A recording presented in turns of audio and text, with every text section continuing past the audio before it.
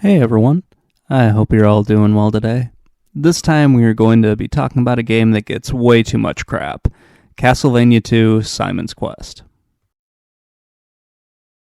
The story of Castlevania 2 is similar to some of the Hammer Dracula films.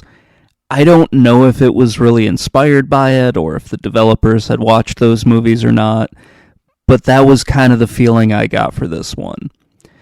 Specifically, it seems to have taken the plot from Taste the Blood of Dracula and kind of adapted it to the Castlevania universe.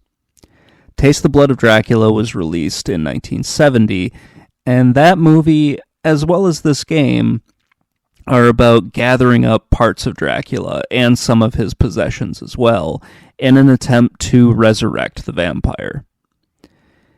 This is where the game kind of departs from the movie. In the game, Dracula has cursed not only our hero, but also the area around his castle. So everything and everyone are experiencing this curse that Dracula has kind of inflicted upon a whole bunch of different people. Simon Belmont is trying to bring Dracula back to life so that he can properly kill him. I don't know exactly what that means because you're not really doing anything different than you did in the first game when you're trying to kill him, except for you have a few different weapons that you can use.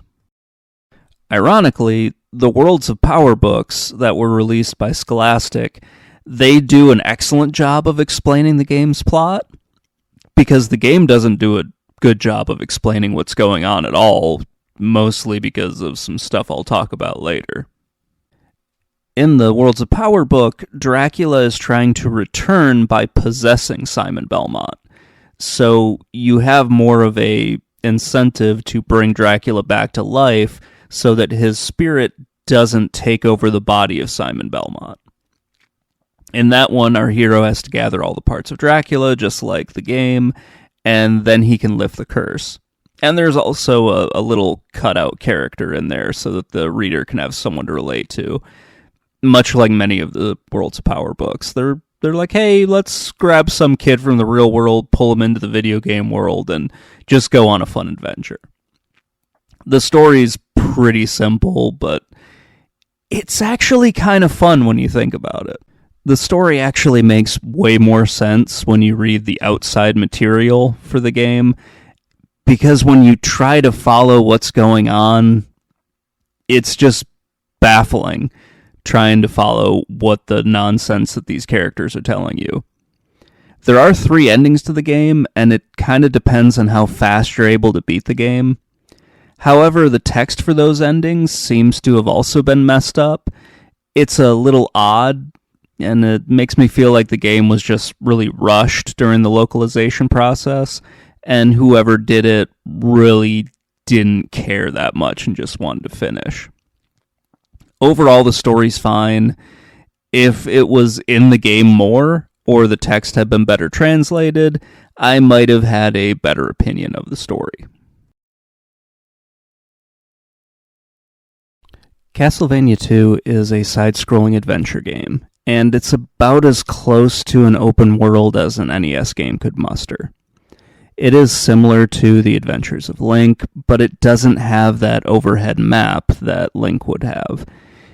And this would have made the game a lot less confusing if they had given you kind of an overhead view of the world and you were just traveling from one town to another that way, or traveling from location to location like that. Unfortunately, everything is done in a side-scroller, and it makes the game overly confusing to try to find your way through it. Honestly, trying to figure out where you are going in this game and where you are can be a pain in the butt. It isn't helped that the game was butchered in localization. Again, I'll get to that later. There are clues in here on where you need to go and what you have to do, but those clues are nonsensical at best, and the locations don't always have names attached to them, or at least don't have the names attached to them in the game. What I mean by this is when you go from one place to another, there's nothing to let you know where you are. You do have some signs in the towns that say this woods is to the left, this path is to the right. But once you go through those sections, you have no idea where you are. So the linking parts that would connect you from one town to the other or from one woods to another don't have names that are given to you. Or if they are given, you're not really told where they actually are. The towns in particular annoy the hell out of me. There are no signs or like a townsperson to tell you what town you're actually in. Take a game like Final Fantasy or really any of the retro RPGs. When you go into a town, there is always that one person standing right in front of you when you walk in to welcome you to that town. And they say, hello, you're in town, whatever. That's not in Simon's Quest, or if it is, it's not really clear what they're actually saying, and it's just really goddamn annoying. Thankfully, there are plenty of guides that can help you navigate the game.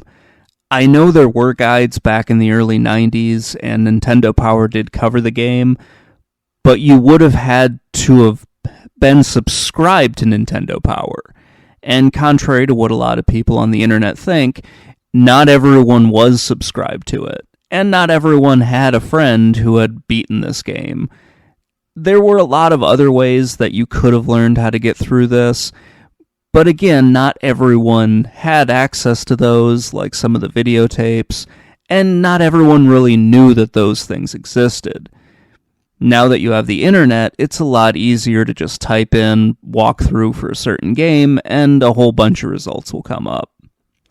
Today's guides are honestly a lot better than they most likely were back in the day, and they do a better job of explaining the confusing path that you need to follow, and many of the items that you don't think are necessary, or you don't know what they do because the game doesn't tell you, and the guides will explain to you why those items are important.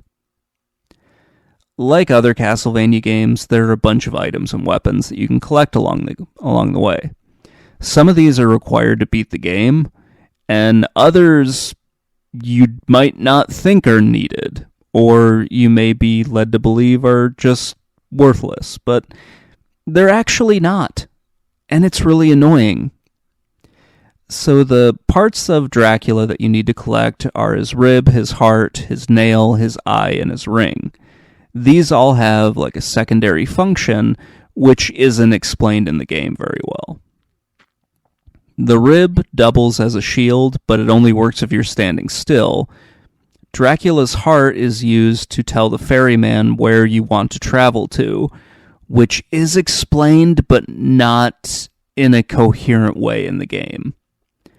Dracula's nail can break blocks, so you would equip that and then you could break blocks with your whip, but it's kind of redundant because the holy water does the same thing, and it also doubles as a better weapon than the nail does, so you still need to get the nail, but I don't ever remember a point where I would need to get it.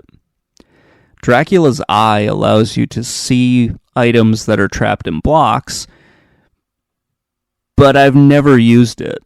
I either knew where the items already were, or I just randomly threw holy water at something and figured it out.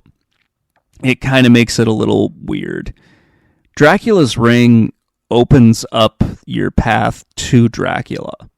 So you need the ring and the magic cross, which do something together that allow you to get into Dracula's castle.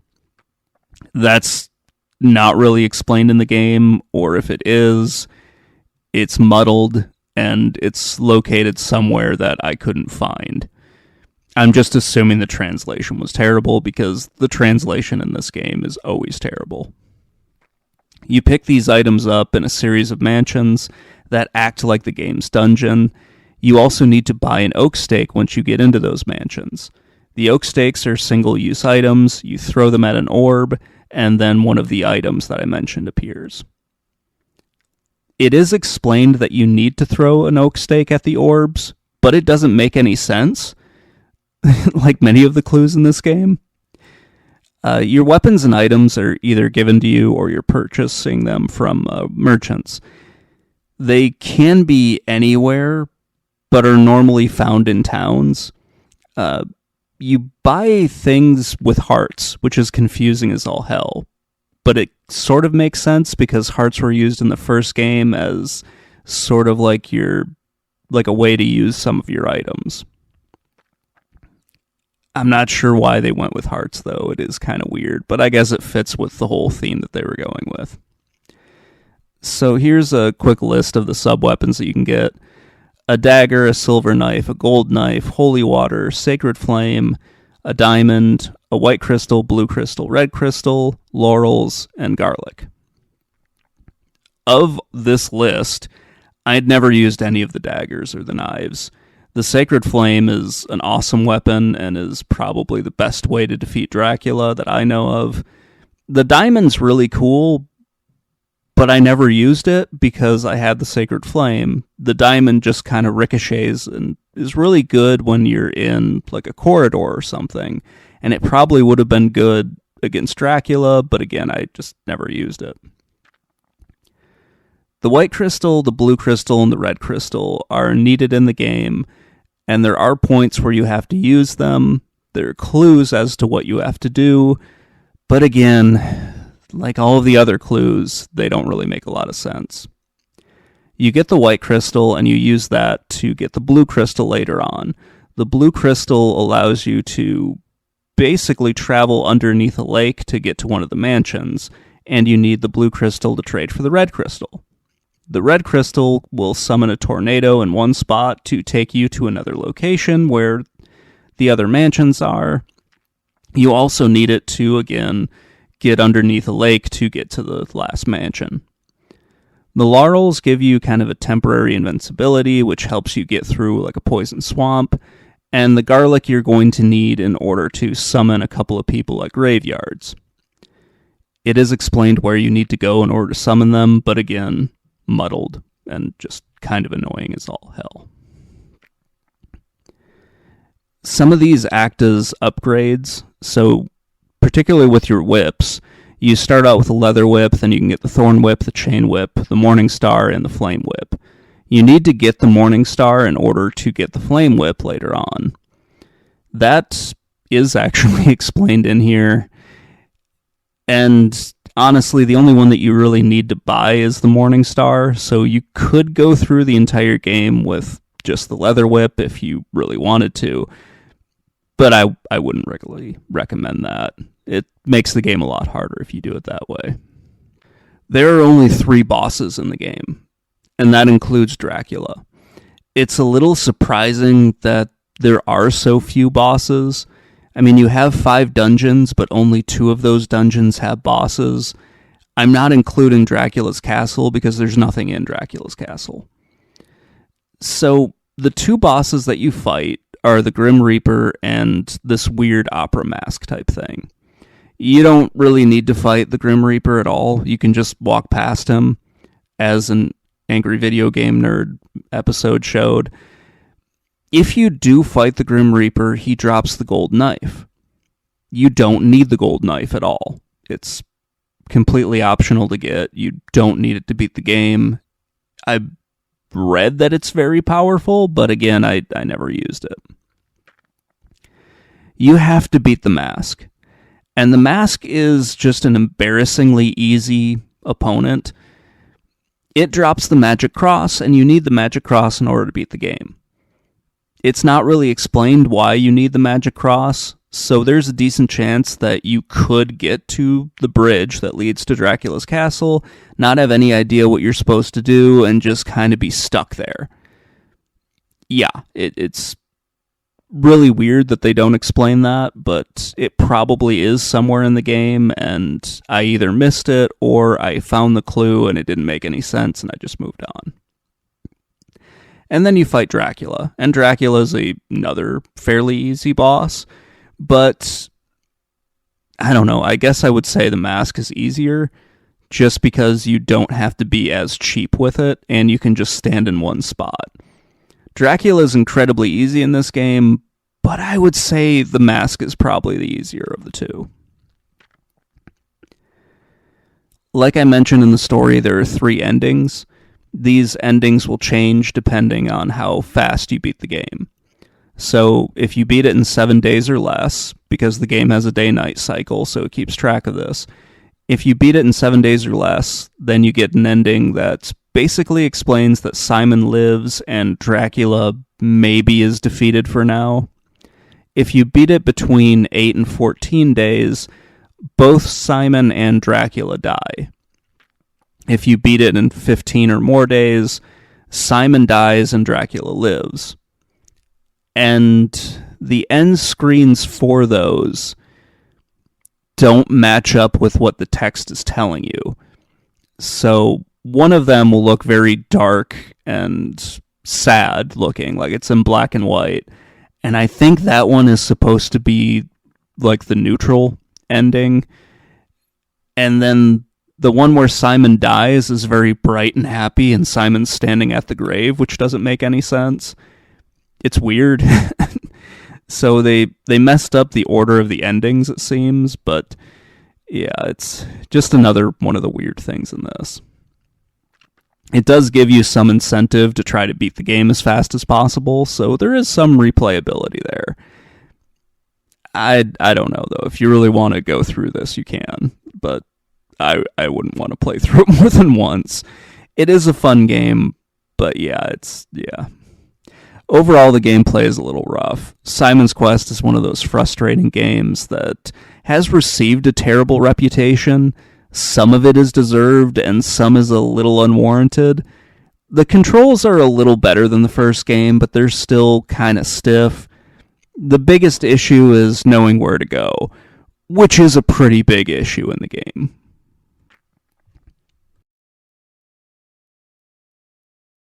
Simon's Quest has great graphics. It looks much better than the first game. It has kind of like a really creepy and depressing atmosphere. The game looks like it really has been cursed, much like Simon has in the game. The mansions, towns, and some of the forests look really old and run down. You go through wastelands in this. The background looks really great in every picture of this. It looks really, really good. The towns really have like this look of being abandoned in some places. You also have the nighttime when it switches to night and there's monsters everywhere in the town. It's just really cool. It's great to just see this world that's been infested by monsters and is just being completely, really destroyed by Dracula's curse. It makes you feel like this is a much more serious thing than maybe just going and dealing with Dracula. I think the enemies look really good. They look a lot better than the bosses do, because the bosses are just kind of blah. Dracula looks like the Grim Reaper from the previous game. The mask is just kind of a floating head that doesn't really do anything. The Grim Reaper in this game is the only one that even looks good. It looks like what it's supposed to be, so yeah, that's fine. But the monsters in this game look so much better than the bosses do, and it really shouldn't be that way. The game has a day and night cycle, which has been the subject of ridicule, and it deserves to be ridiculed. It isn't done well at all, as the game kind of just grinds to a halt every time it changes from day to night. A text box then appears to alert the player, hey, it's changing from day to night, and by the way, future internet, here's a couple of memes for you. That's really what this game has to offer.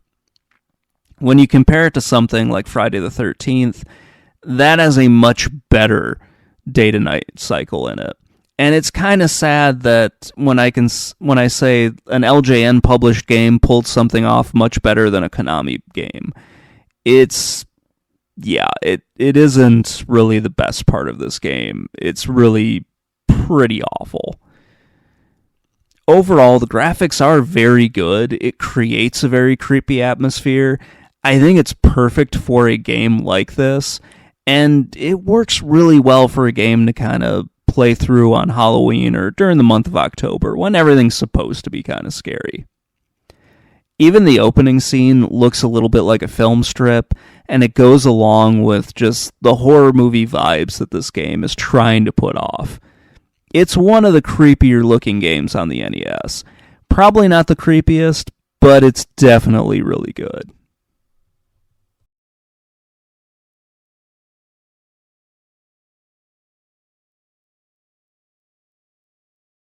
So this is kind of what I think happened with Castlevania 2. You had a localization team that just did a terrible job of translating this. I know, shocker, right? But what happened was they just probably did a straight translation and moved on.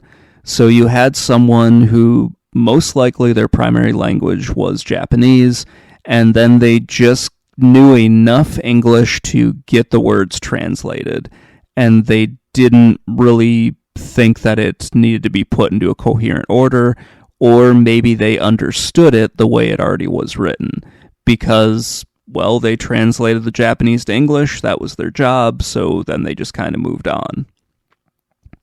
This sort of thing was pretty common in really the 80s and also into the 90s, and it took a while for video game companies to actually care about translating the story in a way that would actually make sense.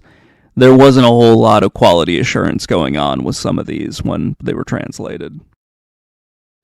What you get in an end result of doing that is exactly what happened with Simon's Quest, where things are translated into English, but they're not transliterated into English.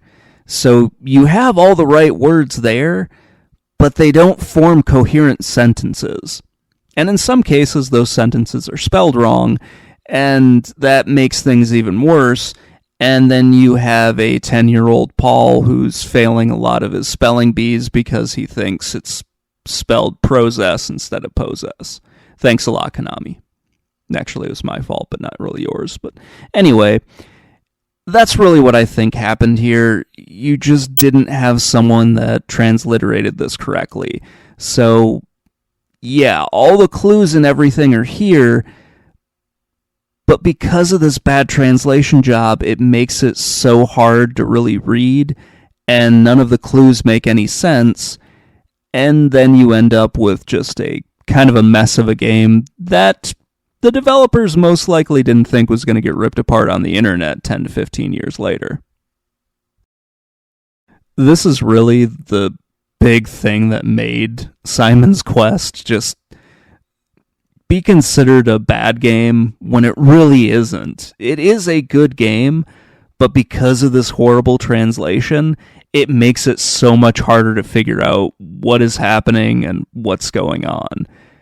Because the game does tell you what's happening and how to do certain things, but it just doesn't make any sense. And it leads to this really taking a hit when you try to review it.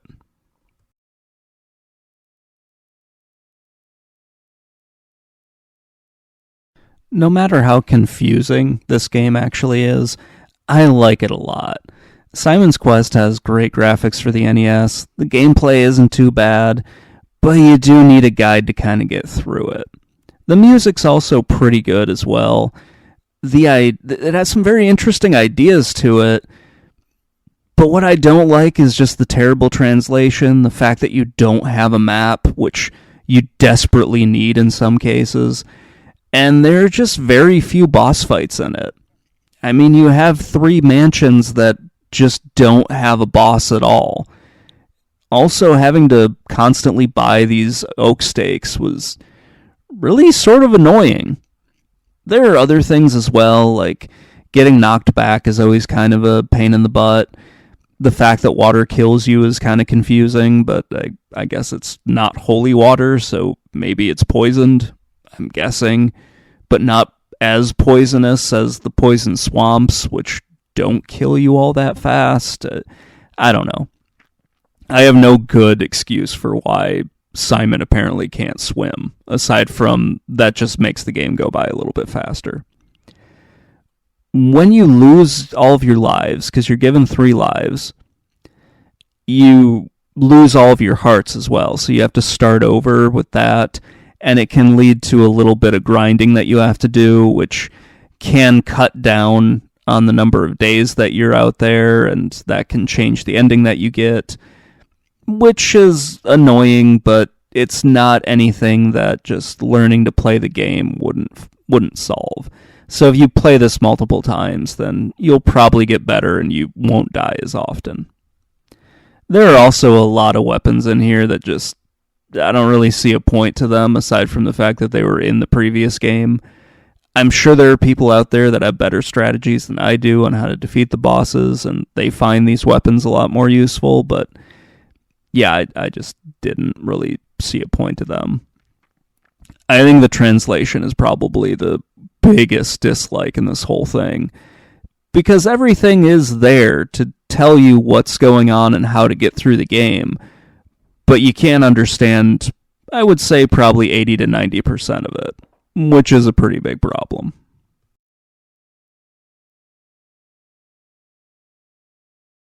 Simon's Quest had the misfortune of being an angry video game nerd episode.